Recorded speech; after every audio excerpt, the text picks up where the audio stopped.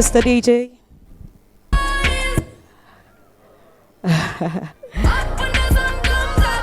Thank you so much. Thank you, thank you.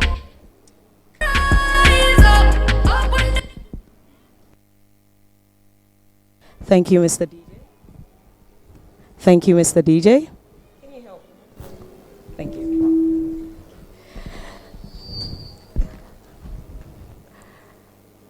Her Royal Majesty, distinguished keynote speakers, esteemed guest speakers, phenomenal leaders, and special guest present,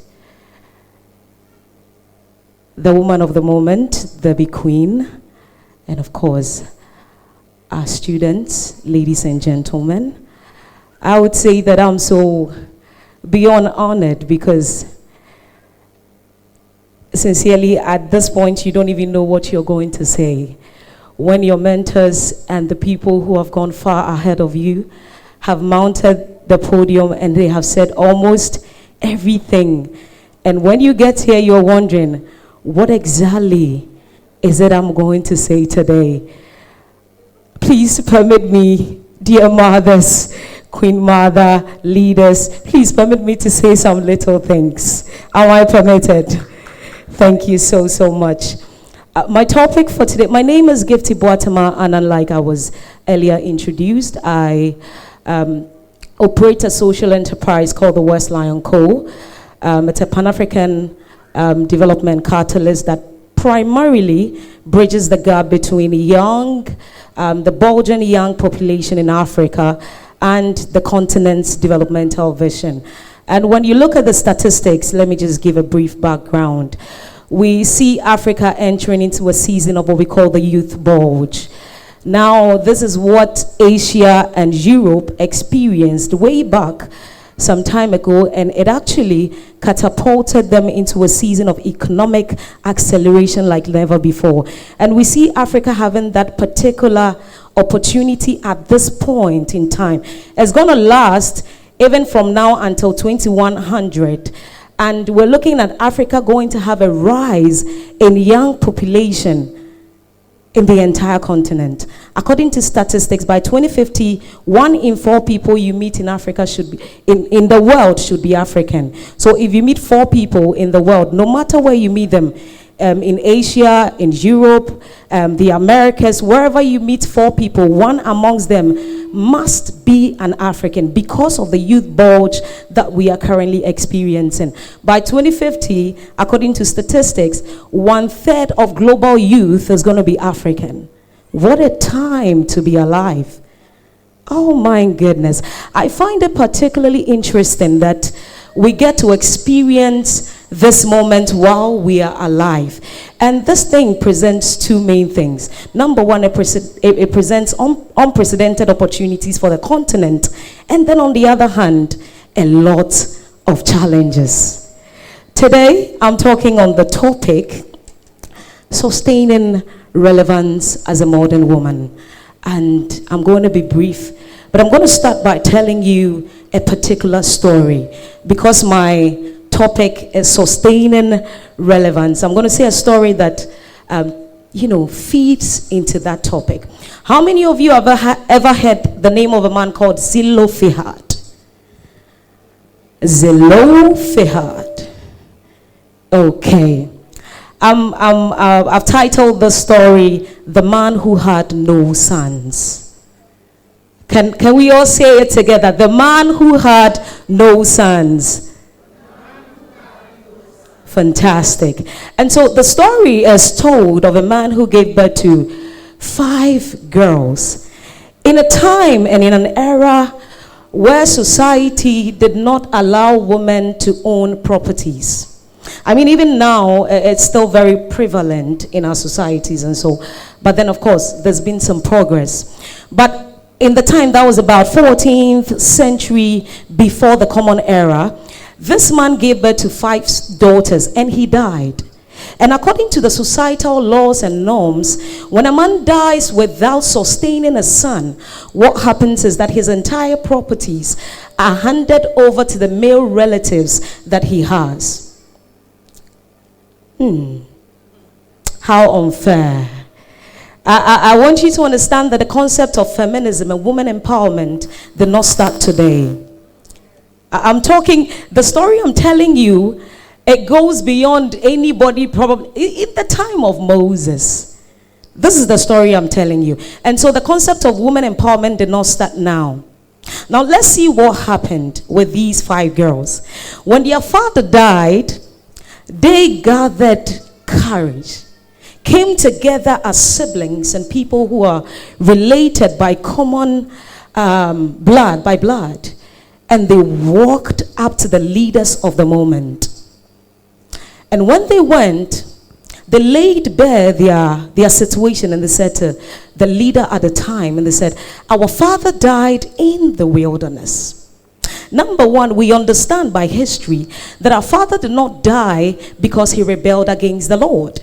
Our father died because of his own sins. Number one, they understood history. They had knowledge.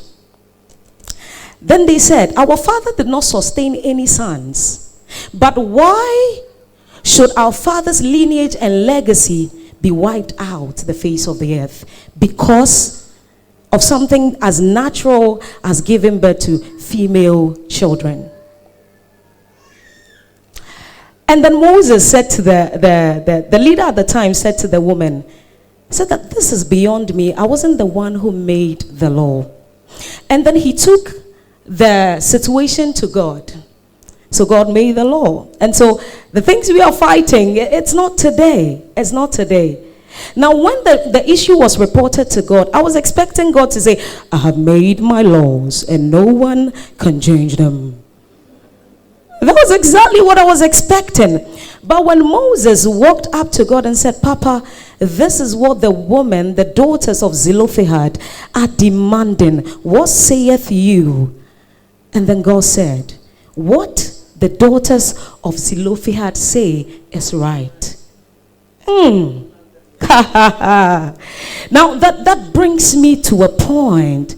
It makes me feel as though God himself is waiting on a people who can see certain things go wrong and stand up for themselves. And when the woman came up, God said, I'm not only going to change the law for these women, I'm going to change it for the entire. You see, what the woman did, the 5 daughters of Zelophehad did, it changed the course of history. Beyond them, their impact was felt beyond generations yet unborn, people who had never seen them before. And the law was changed for any man who at the end of time was going to die without sustaining male children. Now we're going to take a few lessons from this particular story. Are you with me? How many of you enjoyed that story? Fantastic. The next time anybody asks you about female empowerment, you tell them that it's far beyond any of us. And God expects that the people that feel that the society hasn't been just to them stands up for what they believe in. And that is what God demands of you. And so when you see any injustice happening around you, do not sit quiet. I was so excited when I heard Adiza speak. Most of our people, Her Majesty, Reverend Mrs. Anno, fantastic speeches. And they are all demanding just one thing. We're going to take a few lessons from this story. Number one, the daughters of Zelophehad understood what we call stewardship. Stewardship. Now, the word stewardship, it's simply a people, when a person understands that this phone I'm having, even though I bought it with my money, I cannot do to it as I want because it is expected of me to preserve it for the next person. Today, the entire world is battling with climate issues, and we are battling with environmental issues because a people refused to take up the mantle of stewardship. I do not know exactly what you do in this room, but then if you're a business owner, I was talking to a group of female entrepreneurs at the British Council on Thursday, and I was telling them, I said, the businesses that you are building must outlive you. That is stewardship. We are building businesses that are supposed to solve problems even when we are far gone. And so the company I'm building, Westlion Co, I'm not expecting Westlion Co to die with me. And that's one of the problems we have as a people. And when we talk about people who are quick to initiate business ideas and all that, we're looking at women. Statistics will show that the percentages of women in businesses far outweigh men. Because even I grew up under a mother who was a trader. My mom was always going, Oko kwanso. So uti chia, Oko kwanso. Kofa baireba. Ede brema dina for. Mama died and her business died with her. Because there was nothing like stewardship. Now when you imbibe the concept of stewardship, you begin to be very careful about the way you live your life. First of all, you understand that your life is not just your own. And so when I hear some young people say, I can live the way I want, darling, you cannot live the way you want. You are answerable to someone. And so most of the times, the decisions we take, you do not just sit down and take decisions just because it's okay for you. Sometimes you need to consider the people around you. How will this decision affect my family? How will this decision affect my kids when I'm no more? There are things to consider because stewardship is important. Number 2, these women understood that they are significant contributors. I want everyone to say after me, I'm a significant contributor to my world, to the continent of Africa, to my nation, to my community, to my family, and to myself. You have got to understand that you've got a place here. And you are here for such a time as this, and there's a time frame to your life. That's one of the things that stewards must understand. You are here within a particular time frame. That is why we are not here forever. In the next 100 years, I bet probably none of us is going to be here. We're going to be replaced with people that probably we don't know. So you must of necessity pay the price and contribute your quota to the world that you came to meet. You are a significant contributor. There's no other way around it. If you jettison with the opportunities that you are given, you jettison with the talents that you have been given as a steward. Even when it comes to parenting, I handle some aspects of the adult class in church. And sometimes I have conversations with these kids. And as parents, we need to understand that we are stewards of these mandates and assignments we call children. These children are not just people. They are assignments. They are mandates. They are purposes. And how are we nurturing them? Because you're going to be accountable for the assignment that was placed in your womb. It wasn't a child that was placed. It was a purpose and assignment. It's clear from all pages. And people are walking here on a ticking time bomb. And the best way to be able to accelerate the pace of growth for our young people is when parents understand the role they play in nurturing that assignment. Let me quickly finish up. I think my time is almost. Number 3, these people were what we call forerunners. I remember, I don't know if it was Reverend who mentioned pave the way. You see, you are here to pave the way. And you don't have to forget that ever. I am here to pave the way, to open doors for the people that are lined up behind me. They can either be your siblings, they can be your friends, they can even be people you will never, your pupils, the people you teach. And you're here to open doors for them. When you open that door, keep it open. Keep it open, because you are what we call the forerunner. You are what we call the pace setter. And that is what we are as women. Number one, even our wombs, it nurtures, opens up an entire world to a person who carries an assignment to enter a world. What a privilege to be a woman. Pace setters. Do not forget that. I was going to talk about intentional living, but Mama Adiza has spoken a lot about it, and so we'll just quickly move. Now, when it comes to being able to sustain relevance over time, even beyond your stay here on earth, there is the concept known as mastery.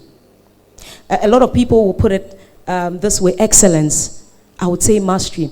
Now, when it comes to the concept of mastery, there's a quote I want to mention by Derek Sivers, and he says, mastery is the best goal because the rich can't buy it.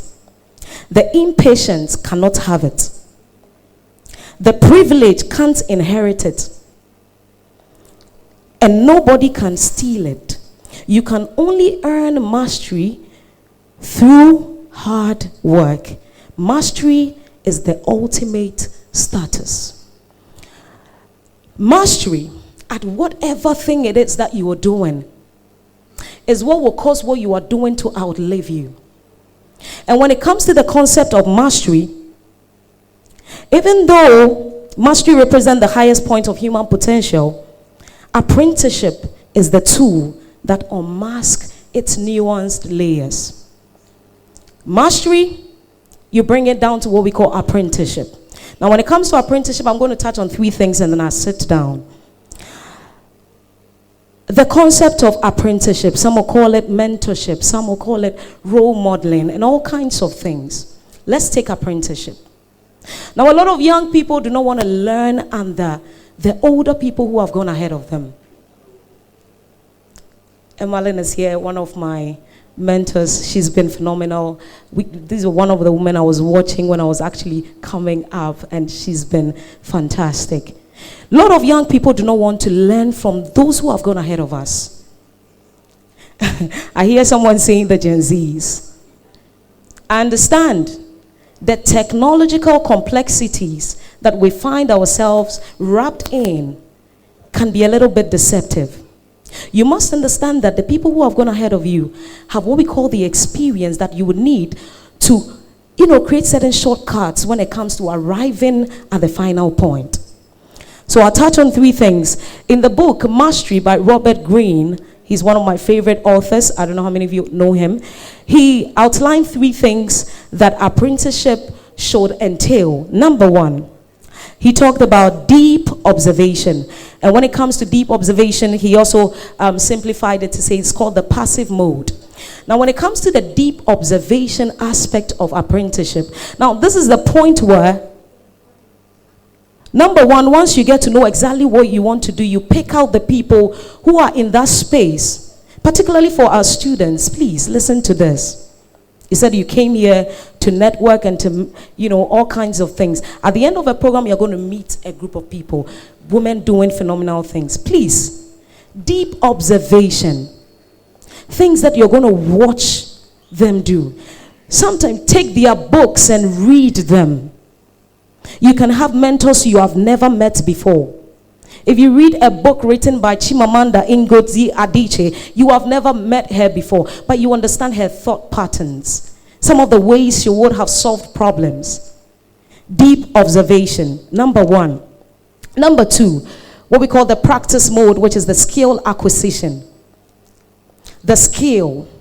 We live in a day and time where you can go to bed relevant and wake up totally irrelevant due to the proliferation of information.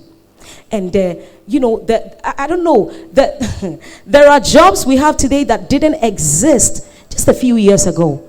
And we woke up to these jobs. How do we catch up with a world that is going so fast, faster than we can ever think of? Skill acquisition. Arm yourself with the relevant skills of the time, and even the ones that are coming ahead. And then the last one is what we call experimentation, the active mode. Now, when it gets to the experimentation, a lot of us, sometimes when it comes to, I think Madam Adiza mentioned that when you groom people to a point, when it comes to a point where they have to show up, they begin to cower. That is the active mode, the experimentation stage. You would have to garner boldness. You would have to have courage. And like the word goes, resilient. To be able to thrive in a world that fundamentally have been designed to keep you a little bit behind. I'll end with a quote, my personal quote, and it goes like this. In the history of women, the old narrative made mediocrity a suitable dance partner. Thankfully, the music stopped. Excellence is a woman's hallmark. Once again, my name is Gifty. Thank you. Thank you so much, Gifty. Thank you. Thank you.